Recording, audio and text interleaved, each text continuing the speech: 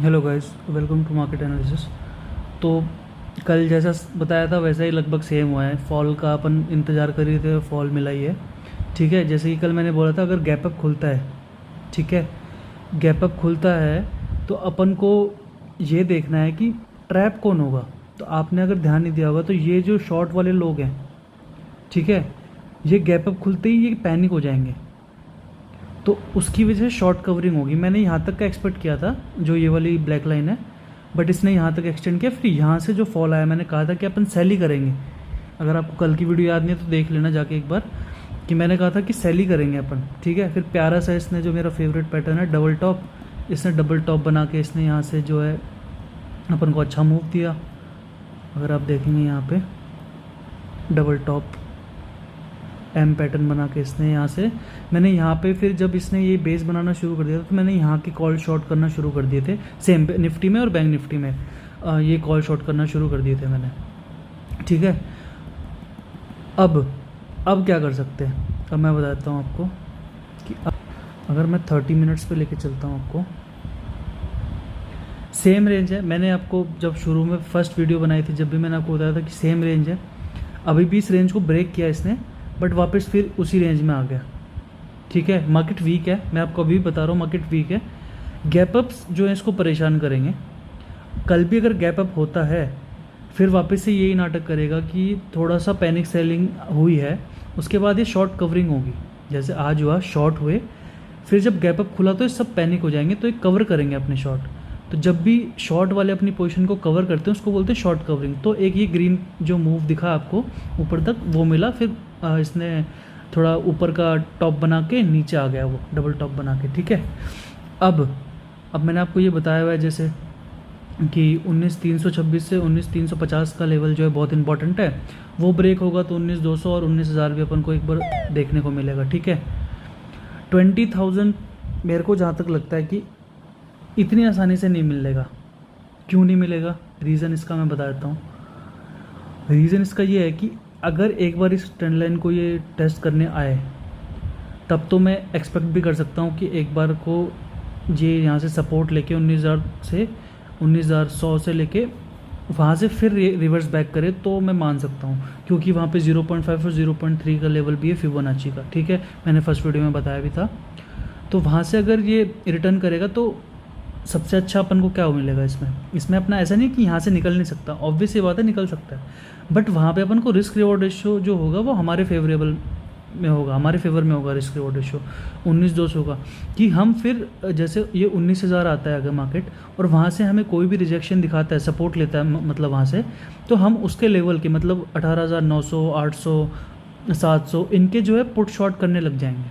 ठीक है, naked put short नहीं करने, हेज करके अपन को उनको, अगर आपको नहीं पता हेज वेज कैसे करना है तो मैं एक वीडियो में बना दूंगा कि कैसे उसको अपन देखेंगे कि हेज कैसे करना है। तो पुट शॉर्ट करना शुरू कर देंगे। मैं सेलर हूँ तो मैं मोस्टली कॉल बाय नहीं करता हूँ, क्योंकि मेरे को लॉन्ग थोड़ा होल्ड करना होता है, तो मैं पुटी बाय करता हूँ, पुटी सेल करता हूँ, क्योंकि मेरा थीटा जो है, टाइम की वैल्यू जो है मेरे फेवर में रहती है, क्योंकि सेलिंग कर रहा हूँ मैं। ठीक है, तो ये ईजी सा था, कुछ इसमें खास था नहीं। वो ये एक बार ये याद रखना, अगर जिस दिन गैप डाउन खुल गया, ये अगर इस लेवल के नीचे खुल गया, तो जो शॉर्ट कर रहे हैं ना डेली, जो ये जो पैनिक हो जा रहे हैं, इनको और पावर मिलेगी और ये अपनी पोजीशन को बढ़ाना शुरू करेंगे फिर। तो फिर वो जो मार्केट मैं कह रहा हूँ ना कि यहाँ आएगा एक बार 200 के पास में, वो फिर आपको टाइम ही नहीं देगा आने का। इसलिए मैं कह रहा हूँ, मैंने अभी भी कॉल होल्ड करके रखी हुई है जो इसके ऊपर की लेवल की थी, क्योंकि ब्लैक सन इवेंट जो होता है वो नीचे की तरफ होता है, तो मैं हमेशा बेरिश पोजीशन जो होता है वो होल्ड करके ले जा सकता हूँ, मुझे उसमें कोई इशू नहीं होता। बट जो बुलिश पोजीशन होती है उसमें मेरे को थोड़ा सा वो होता है कि उसमें ज़्यादा कुछ मिलता नहीं है।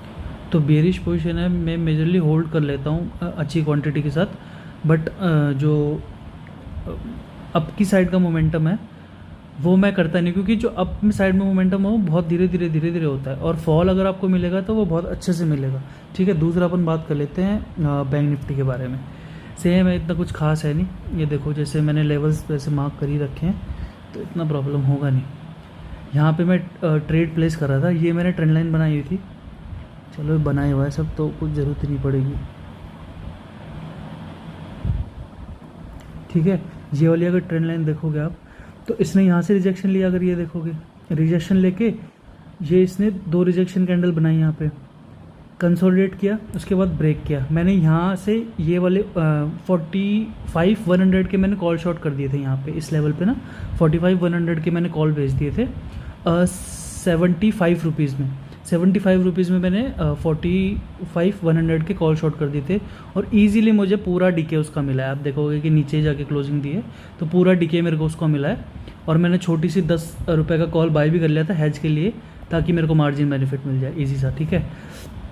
तो अब क्या कर सकते हैं इसमें मैं बता, अब ये याद रखना कि मैंने आपको बताया हुआ है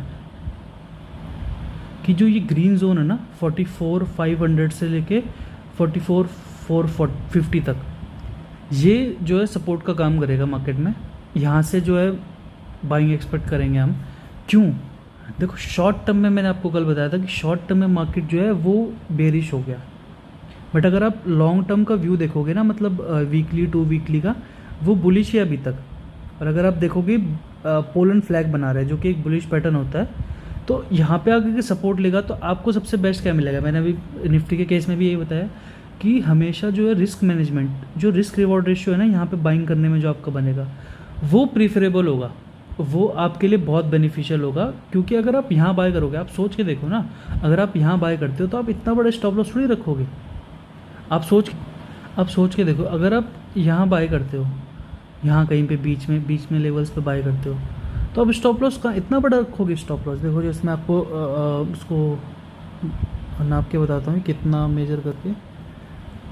अगर आपने मान लो यहाँ पे लिया तो 400-500 पॉइंट का आप स्टॉप लॉस रखोगे नहीं ना। तो वही मैं कह रहा हूँ कि मान लो अगर हम यहाँ लेते हैं, मैं कह रहा हूँ ना जो इस लेवल पे हम लेंगे, तो अपन को मान लो अगर यहाँ पे भी मिलता है तो 200 पॉइंट का लगभग का पोजिशनल की बात हो रही है, ये इंट्राडे की बात नहीं हो रही है। तो पोजिशनल में अपन टारगेट लेके चल सकते हैं, क्योंकि यहाँ पे अपन को सिर्फ 150 से 200 पॉइंट का 0.42% अपन को मिल रहा है इजीली, ठीक है। जो अपना रिस्क है सिर्फ 200 पॉइंट्स का है, तो इतना कोई फ़र्क पड़ता नहीं है उससे, ठीक है। ये मेरा फेवरेट इंडिकेटर है इंडिया विक्स ना। अगर आप देखेंगे इसको बहुत यूज़ में लेता हूँ मैं, कि जो इसका ये वाला लेवल है 8 से लेके 11 तक लेवल, ये कभी भी इसके नीचे नहीं गया है, ठीक है। आप देखेंगे यहाँ पे आया, यहाँ से भाग गया, यहाँ पे आया, यहाँ से चला गया, आया गया, अब ये वापस आया। तो क्या कहता है टेक्निकल एनालिसिस, क्या कहता है कि कोई भी सपोर्ट टेस्ट होता है, वैसे तो ये वीक होता है। कोई भी सपोर्ट जितनी बार भी टेस्ट होता रहता है ना, वो वीक होता रहता है सपोर्ट। तो एज़ पर टेक्निकल तो ये वीक हो गया है, तो इसको ब्रेक कर देना चाहिए। नहीं, क्यों नहीं? सबसे बड़ा रीज़न वो है, ठीक है। क्यों नहीं? इसलिए नहीं क्योंकि ये वॉलेटिलिटी इंडेक्स है, ये कोई नॉर्मल स्टॉक नहीं है कि ये ब्रेक करेगा तो इसमें नॉर्मल टेक्निकल वर्क नहीं करता। ये वॉलेटिलिटी इंडेक्स है, डर का इंडेक्स है, ठीक है। इसका मतलब अगर ये 8 के नीचे जाता है, इसका मतलब लोगों में डर खत्म हो गया है, समझ रहे हो आप। तो लोगों में डर खत्म हो गया है, तो मार्केट में प्रीमियम से नहीं बचेंगे, मार्केट में तो प्राइस मूवमेंट ही खत्म हो जाएगी बिल्कुल भी। और ऐसा बिल्कुल पॉसिबल नहीं है कि प्राइस मूवमेंट ही खत्म हो जाएगी। अगर आप अभी भी देखोगे तो निफ्टी क्या मूव कर रहा है, बैंक निफ्टी क्या कुछ भी मूव नहीं कर रहा। जब आप देखोगे यहाँ पे जब इंडिया विक्स था 25 के आसपास, 20 के आसपास, 30 के आसपास, जब आप देखोगे एक दिन में 800 1000 पॉइंट के भी मूवमेंट होते थे बैंक निफ्टी ईजिली, इतना कोई मुश्किल नहीं होता था। मतलब डेली आपको 500-1000 पॉइंट के मूवमेंट मिल जाते थे, ठीक है। तो ये प्रॉब्लम हो सकती है, ये 8 के नीचे नहीं जा सकता क्योंकि इसकी लिमिट है, डर की एक लिमिट होती है हमेशा।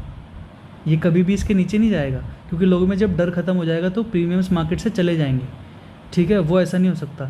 तो आप जो ऐसी स्ट्रेटजीज़ पे फोकस करो जो विक्स को सपोर्ट करती हो।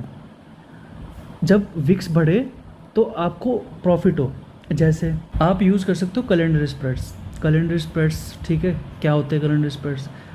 कैलेंडर स्प्रेड्स वो होते हैं, कैलेंडर मतलब डेट्स का कुछ है, इसमें एक्सपायरीज डिफरेंस होता है, ठीक है।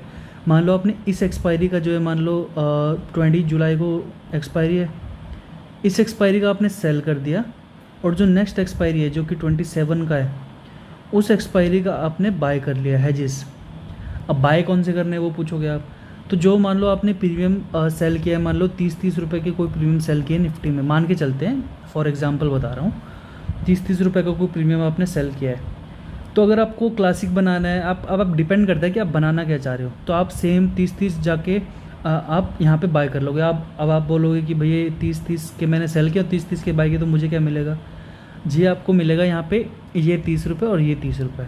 अब आप बोलोगे ये मैंने 30-30 बाय किए हैं तो ये डेबिट भी तो है मेरे। डेबिट नहीं है, क्योंकि आपने 27 का बाय किया है, ये 20 जुलाई का डीके होगा पूरा। तो अपन को जो स्ट्रेटेजी एग्जिट करनी है वो 20 जुलाई को करनी है, 27 तक होल्ड नहीं करनी है। और ये जो 30 अपन ने बाय किया ये ज़ीरो कब होगा? 27 को ज़ीरो होगा ये, ठीक है। तो ऐसी स्ट्रेटजीज़ कुछ बना सकते हैं, थोड़ा दिमाग लगा के प्लान कर सकते हैं। अगर आपको जाननी है तो मैं बता दूंगा, मेरे को मैसेज कर देना एक बार कि कैसे प्लान करना है, ठीक है। चलो, एक हीरो ज़ीरो को ऊपर भी मैंने एक वीडियो बनाई है, तो मैं वो भी डालने की कोशिश करूँगा। सुबह ही बनाई थी, मेरे को टाइम नहीं मिला सुबह पोस्ट करने का, तो मैं अभी करता हूँ या फिर कल करूँगा, ठीक है। Thank you.